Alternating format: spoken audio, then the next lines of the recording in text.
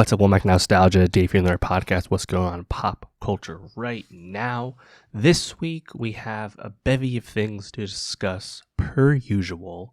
The How to Train Your Dragon live-action remake, A24's Materialists, new music from ILLIT and AJ Tracey, also catching up on Apple's Your Friends and Neighbors Season 1. Finally got to that. So make sure you subscribe, youtube.com/nostalgiapod, linktree.com/nostalgiapod. See the links below. Get the best of 2025 Spotify playlist linked below.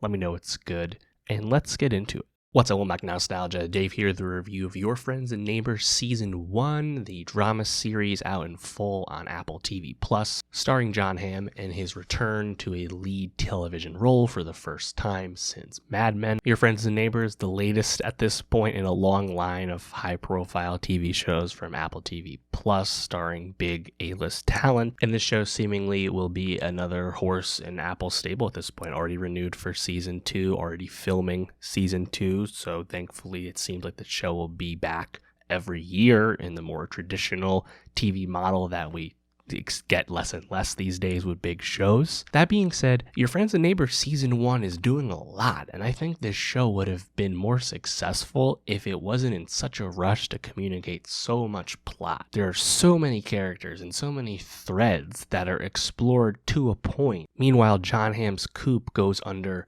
several arcs to the point where his character is at a blank slate once again when the season concludes. It just felt like the show was in such a rush to, shake the deck, flip the board by the end. I was kind of hoping to more effectively lean down the crime lane, lean down the wealthy society lane. I'm not sure. It felt like it was doing a lot, and I still enjoyed watching it the entire time. I just think the show would be a bit more successful with more focus. One plot that I think is introduced in a surprising fashion would be everything with Elena, who discovers Coop mid-crime and towards the middle third of the season or whatever. And it's a fun cliffhanger to end that episode, but then her plot is resolved a lot faster than I would have expected, and her role and what happens to Coop's money is super, super neat, but her whole conflict is, I think, just underdeveloped. Again, similarly, you have the introduction of the art dealer as really just a plot device to get suspicion on Coop. And I think the way it ends with Olivia Munn's Sam character, her husband getting killed and Coop getting framed or thought to be responsible. I think that stuff worked okay. I just think a lot of there's things that are introduced in the show and then just kind of go away, like stuff with the pawn shop and stuff with the social club stuff, right? And meanwhile, you're introducing characters that I just don't think there's enough substance to them yet. I think chief among them would be Coop's ex Mel, played by Amanda Peet, who I think Amanda Peet's doing a fine job on the show, but her character somehow over the course of a few episodes comes back around on Coop. They were in such a rush to redeem Coop. Meanwhile, they're trying to set him up as this bad guy, giving him the voiceover right away, and yet he's really comes across as no different than any other character if you took away that voiceover. But having Mel go back to him, it felt kind of thin. The reasoning behind that. Similarly, you have the Nick character who Mel had been with, and you have him seemingly split from Mel by the end, but also completely cool with Coop by the end. And the show is just returned to baseline. I just didn't feel like it progressed all that much. And maybe that's what the show wants to be, I guess. But the way it introduced itself with I think the central premise, which was pretty appealing, of what if this wealthy guy is so down on his luck that needs to rob all his wealthy friends and neighbors to pawn off their shit that they won't know is missing. I think that was really compelling. I would have liked to see a lot more of that. But then by the end of Season 1, they introduced Coop to getting his old job back and getting all this back pay, and suddenly he's not broke anymore, but now he's just going to steal from people as payback, as just evidence in the last scene. It's all right. So in theory, Season 2 could be anything. But I just have no idea what that's going to be. I'd like more of Hoon Lee's Barney, Coop's financial manager. You know, they introduced some stuff with his stresses about his life and his wife spending too much and them being over leveraged and Coop owing him money. And it's like there was more paths to go down with that, you know. And I think there's certainly really fun elements, like when they all go out clubbing and doing coke just after saying F it. I enjoyed that. You know, I think the stuff with Coop and Mel's kids is all right. The stuff with Coop's sister is all right. It just, the show felt a little like incongruous, like, again, as I said, unfocused. And I'm just not really sure what its main priorities were, especially when it just resets the deck by the end of the season. So I like the show. I'm looking forward to season 2. And then more than anything, I'm just curious about what season 2 is going to be, you know? Maybe they can iron out some of these kinks after seeing how season 1 went. We'll find out. But I think Ham, it's great to be with Ham in a leading role. Once again, obviously, post Mad Men, he did a lot of stuff where he took kind of like villain roles or antagonist roles, largely supporting stuff. You know, think of like Fargo or Top Gun Maverick, right? I would enjoy it if they let Coop actually be kind of bad on this show and not just be so desperate to redeem him at every turn when he does something bad. Like there's couching it. Just like let him steal stuff. Let him commit crimes. It's okay. Anyway, let me know. What'd you think of Your Friends and Neighbors season 1? What'd you like most about it? What didn't work for you, if anything? Let me know. And for more TV reviews, subscribe. And I'll see you next time. What's up, Womack Nostalgia? Dave here with the review of ILLIT's third EP, Bomb. ILLIT back with their first release since last fall. ILLIT, the girl group on B-Lift Lab, the Hive sublabel, home to Enhypen. And ILLIT at this point, with just a year under their belt and change at this point, have become a really significant commercial K-pop force, seemingly immediately. Their debut single, Magnetic, is a massive track, 600 million plus streams on Spotify, and also set a major milestone, being the first K-pop debut song from a group or artist to also debut on the Billboard Hot 100. Pretty significant. And of course, ILLIT, unfortunately, was caught up in the Hive controversy with New Jeans for, I think, real reasons, in the sense that their kind of minimalist musical approach, sonic approach, it has a lot of comparisons that can be made to New Jeans, especially the debut era of ILLIT. Thankfully, the release last fall, this new release, Bomb, is kind of getting away from those really direct, obvious comparisons, although I think they're still operating in the same, you know, realm of K-pop music. On a more positive note, ILLIT, I think, went super viral, like viral outside of the K-pop world for their ability to do the slay drum dance trend, very well at that. So that's something. That said, I haven't really connected with ILLIT's music all that much because I find it incredibly bland and simple. There's just so little texture to this music. It's so refined, both musically and also, frankly, you know, in the writing department, that there's just not a lot to latch onto with this music. And I personally don't find a lot of this stuff super catchy, like background, like playlist core or anything like that. So it doesn't really do a whole lot for me, but clearly it works for a lot of people, given the mass success you've seen with Magnetic and other songs like Lucky Girl Syndrome.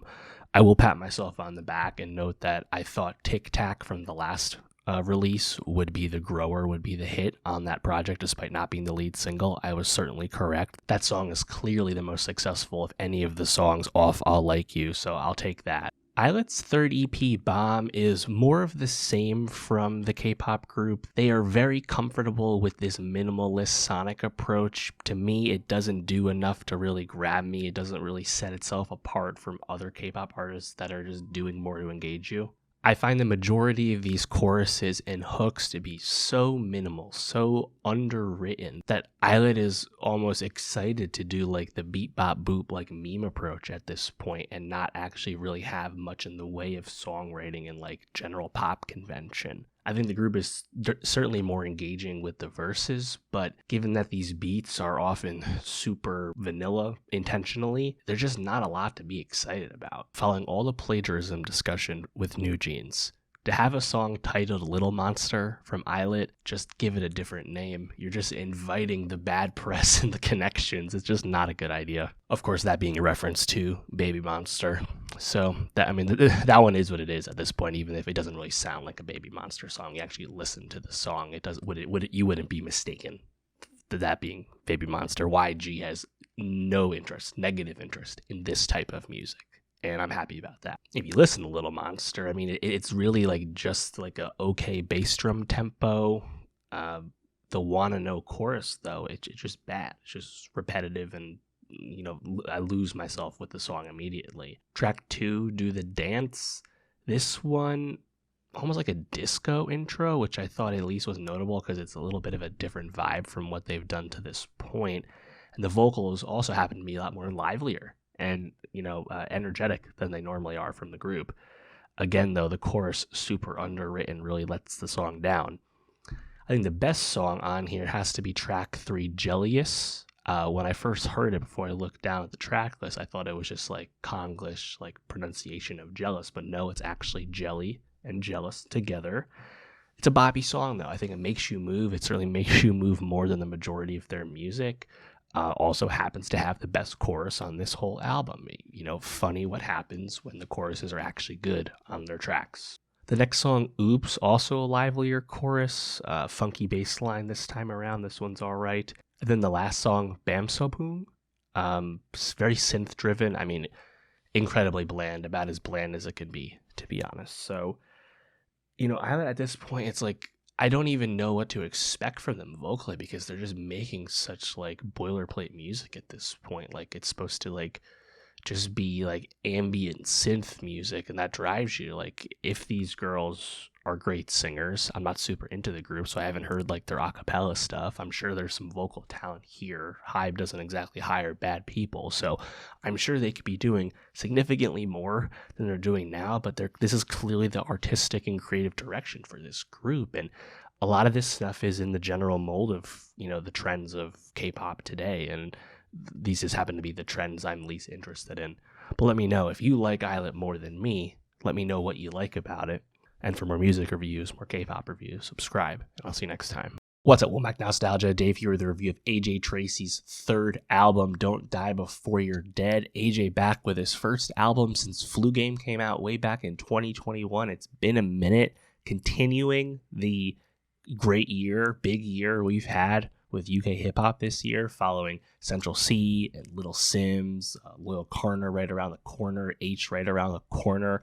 It's been a busy year in a good way for UK rap. And I've been a big AJ fan for several years at this point. I've used his music on Instagram for various reels and edits and whatnot. I think he is really impressive. I actually was supposed to see him live a few years ago opening up for Amine, but he wasn't able to make the show. I believe it was one of the first shows of that tour due to like some temporary visa issues entering the country. And of course, that's disappointing because UK rappers aren't exactly performing in the United States with all that much frequency, although perhaps there's hope for that to change with Central C breaking down so many doors for the success of UK rappers here in the States. Either way, I've been eagerly anticipating the next AJ album, and we've been getting kind of like loose random singles here and there once or twice a year between these two albums, and AJ's had some big features in that time, but been waiting for the new record. And once this album cycle spun up, AJ did give us a handful of singles, but we were certainly waiting for the rest of it. And AJ Tracey's third album, Don't Die Before You're Dead, is certainly worth the wait. At the end of the day, AJ is just a fantastic rapper, such precise technical ability. He's always rapping so hard, even on songs that are more downbeat. I'm just such a big fan of what he does that I very rarely hear a song of his that I don't like for at least some reason. There's a good amount of production variety on this album at all. Nothing super surprising, of course, but there's some more drill leading stuff. There's some more throwback grime leading stuff. My only note on this album is that I don't know if it necessarily reaches the highs of what he did with Flu Game. I think Flu Game has some of the best UK rap songs of the last 10 years on it. AJ really experimenting with more electronic production and garage and whatnot with songs like West 10 and Dinner Guest. I don't know if we necessarily reach those heights once again on this album, but the album is very consistent and most of the songs I really enjoyed. The first song, Out of Sight, the chorus was a vibe I was not expecting. The delivery, kind of like doing this mantra messaging. I thought that worked pretty good, especially when you combine it with this then mid-tempo like drill like drum pattern. It's just a one verse song, but I thought it was a pretty great track for an intro. Second Nature, I love the twitchiness of the drums on this song. AJ, of course, classic flexing on this. The chorus in particular feels like a classic AJ Tracey chorus. I love the reference to hitting up H because Rain went viral again, which is awesome. And talk about a great track, classic at this point. Third Time Lucky, this was one of the singles. Very solemn song, some noticeable piano, of course. But the solemnness, the somber nature of the song, it's contrasted with more positive takeaways and kind of upbeat reflection in terms of the messaging on the song, in terms of his past, his come up, things like that. Of course, you had the big single Crush featuring Georgia Smith, Georgia notably rapping on this song a little bit, something she's done before, but still pretty rare. And then, of course, she jumps into the singing notes like few can on the song as well. And then you contrast that with AJ's rapping on the song. That's pretty hard, despite it being, this is clearly like a back and forth relationships, type song. It's a banger, probably one of the songs that stuck around the most for me in 2025 thus far. A big fan of it. Chat Rooms, that one has a very snappy beat. I think the verses are solid. AJ's very light on his feet with those, but I thought the beat was just okay. It didn't necessarily grab me too much. Talking Stage with Nems, I thought was pretty great. The bass hits hard. The flows from both of them are just very hard. And if you thought Talking Stage was hard, wait till you hear Prem Proven, which to me is probably my favorite song here. Definitely the hardest. Just even harder is, and when AJ raps hard, when he gets going, he's just so aggressive. The flow is just so tight and in your face. It's great. Jeff Hardy, another highlight for me. Feels like you're going garage for a second, but then that bass drops in. Another hard song. The flow, I think it's a bit faster of a flow than what he usually operates in. Paid in Full, this song immediately stood out to me, another one of the singles, because it has the White Town You're a Woman sample, which famously was sampled by Dua Lipa on Love Again recently, so it's pretty recognizable. Shout out Dua, fella British person on an AJ album. I love, I didn't even catch who it was. This is a big posse cut. It kind of reminds me of Dave's In the Fire. But one of the features on it, he had an awesome bar about MP5s into MP4s, and then he had a Naruto Obito reference as well. Great track. Westlife. This one is probably my least favorite song on the whole album. AJ's still energetic. He's super energetic the whole album. He always brings it, but the beat, I think it's just pretty middling here. It's just kind of a mismatch between this beat with AJ's style. I just didn't think it really worked. That being said, I did like the lyrics, needed the TLC, but she left I. Our Destiny Never Had a Child in. Some fun wordplay from AJ. Yoga Bonito, solid. I think Friday Prayer, one of the singles featuring Heady One and H. When I see this song, like I see who's on it, and this is a song that I'd want this to sound like Ain't It Different, which is to me an iconic AJ Tracey feature where he out raps Heady One and out raps Stormzy, being the least famous of everyone on the track. That's something that's what I want from them. This song's a bit more, I think I saw it described as pensive, a bit more meditative, reflective from Heads and H, and they're still spinning, but it's just not quite the range I normally want from them. Drums are dancing though. The song's just okay. Imposter Syndrome, this is probably the most introspective, pure storytelling type track on the album. I thought notably the beat reminded me of like a Drake type beat, honestly, with the faint like background singing.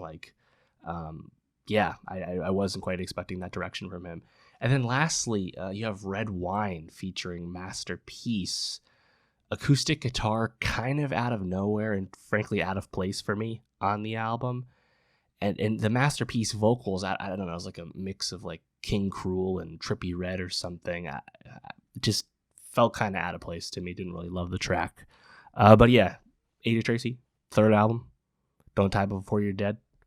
Overall, awesome. AJ is just such a talent, and I hope he keeps getting bigger because I'm a massive fan.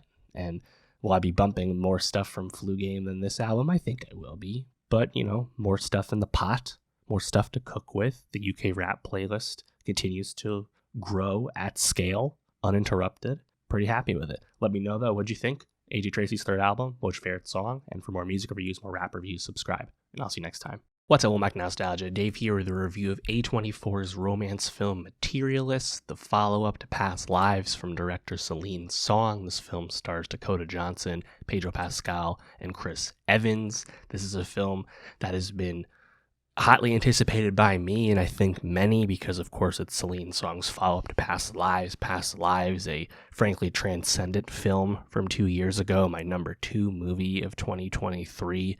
An absolute knockout film. And following that movie's success, of course, getting Oscar nominations, Celine Song really rising up out of the New York theater world and, screenwriting world and becoming a big in-demand director at that point. Her follow-up was going to get a lot of attention and also the biggest budget she ever received as a filmmaker, attention from stars, etc. So makes sense that there's been, I think, good fanfare and good fervor, and A24 is certainly the right studio for this type of movie to make this happen. I think what's most notable about A24's Materialists is that it's not really a romantic comedy, despite what some of the marketing might suggest. This is a pure romance drama film, New York romance story. I enjoyed Materialists overall, but I do understand some of the criticism. Dakota Johnson, as the lead of the film, has to drive a lot of emotional progression, and that has not traditionally been her strength. She's also contrasted with Pedro Pascal, someone who hasn't really done much in the way of this material. I think Chris Evans is the most successful performer of the three, but really it was the structure of the film that surprised me the most. It was just a lot more straightforward than I expected. It wasn't really positioned as a back and forth love triangle the way you might think when you understand the concept of the film. A film I enjoyed, but people's expectations might be a little off center. Yeah, I think the core premise of Dakota Johnson's Lucy character is awesome. She's a matchmaker in New York City working for a matchmaking company. I think it's great. I love the setup. I think she's also kind of right at home in that kind of role. I think Dakota Johnson, she's someone who's certainly had an up and down career at this point. I think she's best in more supporting fare, like a Lost Daughter, like a Cha-Cha Real Smooth, things like that. This is, though, is a big lead for her. However, she has presence. She has star power. She always has. And when she's handling the kind of external plot in the beginning of the movie, I think it works. And of course, we quickly understand the conceit of the love triangle. Lucy encounters Pedro Pascal's Harry at the wedding of someone she successfully match made, and Harry is this uber wealthy private equity person giving Lucy seemingly the lifestyle and the material, quote unquote, desires that she's often openly longed for.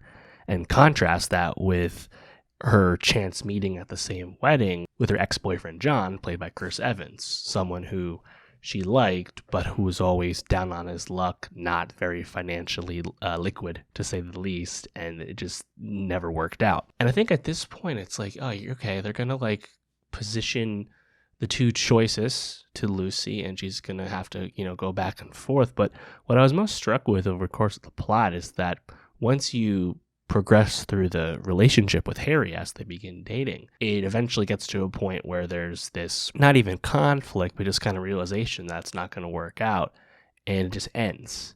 And then Harry's never in the picture again. There's no going back. There's no back and forth between Lucy's decision making. She just goes from one, and then she goes to the other. And then at the end of the film, she does end up with John, deciding to take the chance, despite knowing that he's not necessarily going to be any more financially viable than he was before, but maybe she's going to be more okay with that this time around. So it's just it was kind of like an A to B movie. I was expecting more back and forth and I guess just kind of the illusion of a sense of true conflict on the part of the audience member. You're just kind of watching it unfold. And, a lot's been made about the chemistry between Dakota Johnson and Pedro Pascal. And, I think it's okay in the movie, And I think it actually kind of makes sense for the characters in the sense that they never really are in love with each other. They just kind of love the idea of them both being together until they come to the realization, Lucy more so than Harry, that it's not worth it kind of thing. So I think the fact that they're kind of colder or, simple in their affections, I think it kind of works for what the characters are doing, and it's kind of funny because the press tour with this movie between Dakota Johnson and Pedro Pascal, they've had great chemistry, right? Dakota Johnson, no stranger to crushing it on the press tour, but they've been quite amusing together, and I'm curious if that stuff will help propel this film to some solid box office success for the type of movie it is, a la what happened with Anyone But You a few years ago. We'll see. There's some good callbacks with stuff, regarding a certain surgery, cosmetic surgery that can be happening. I won't spoil what it is. And I think there's some really sumptuous filmmaking and settings when John and Lucy go to a wedding in upstate New York. It's filmed so warmly, looks great. Harry's apartment, again, it's this uber wealthy person, and the way Lucy peers around the corner as she explores it, I think all of that works really well. Something that I think I could have taken or leave was the Zoe Winters character. Zoe Winters, welcome Succession supporting character.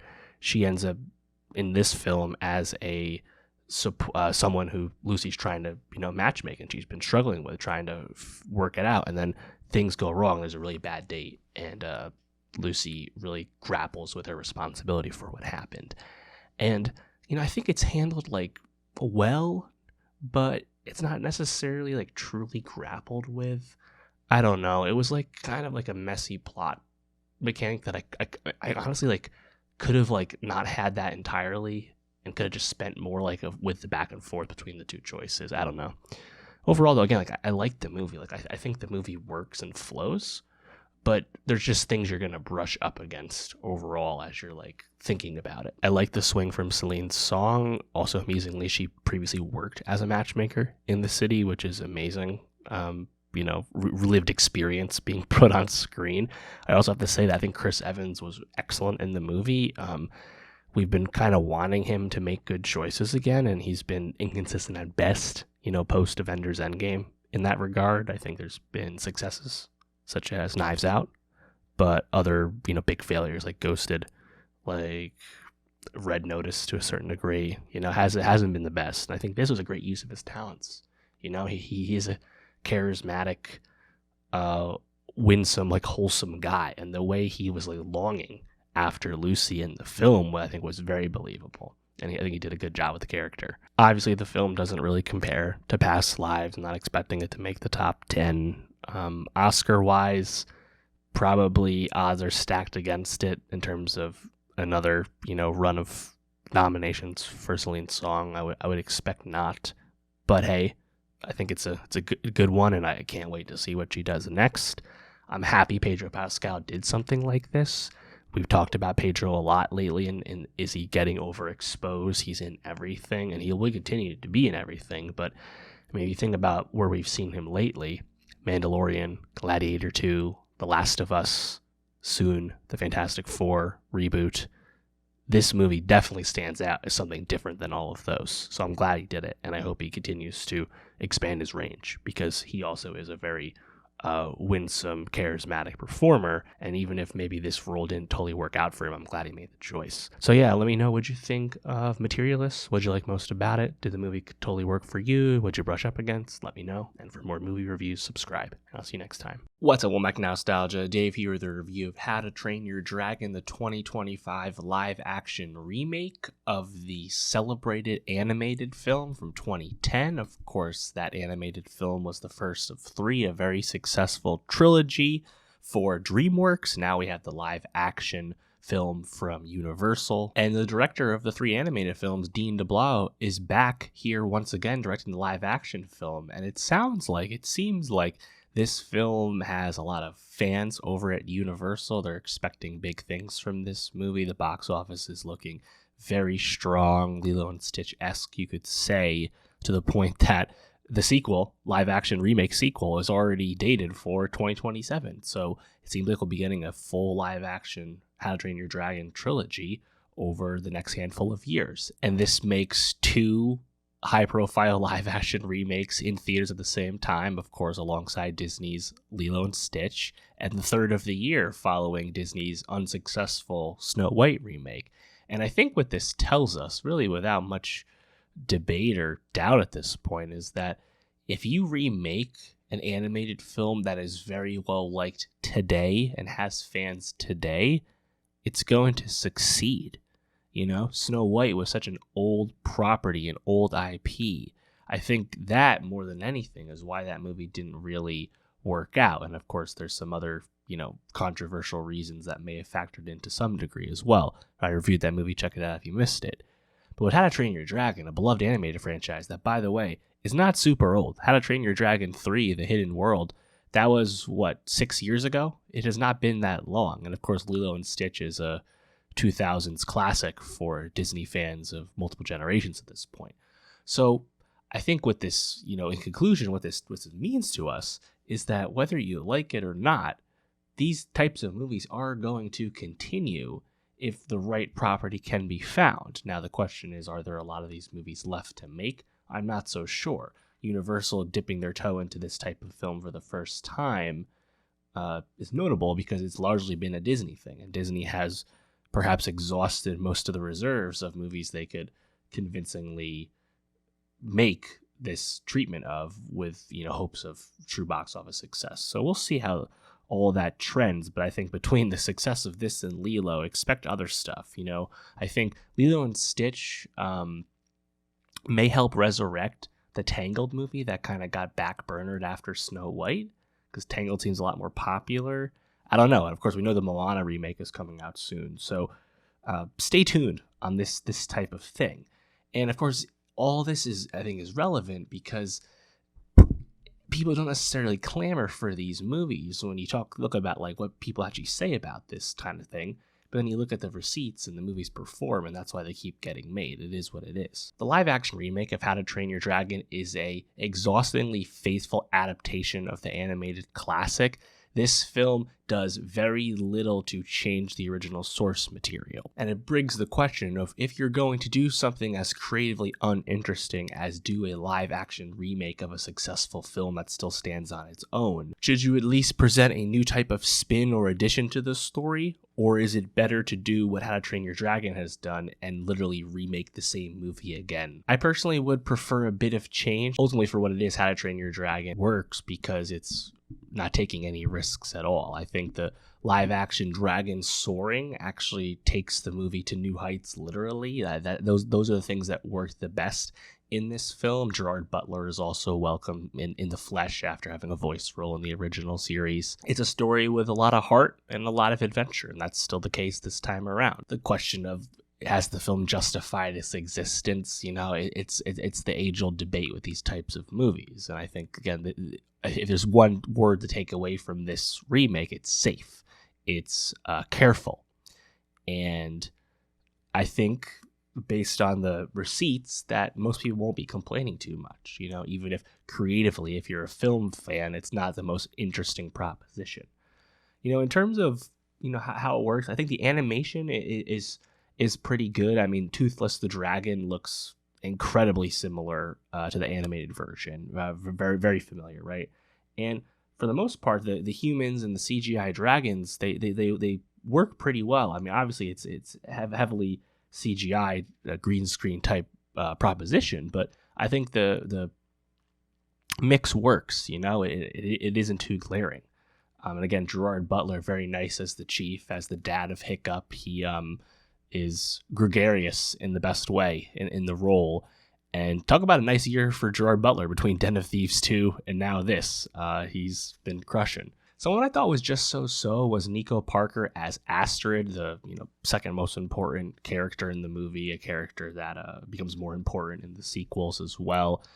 Nico Parker, the daughter of Thondway Newton, she was briefly in The Last of Us as Joel's daughter. I thought she had a lot of the physicality, but maybe struggled a little bit with some of the more emotive scenes, just came across as a bit stiff.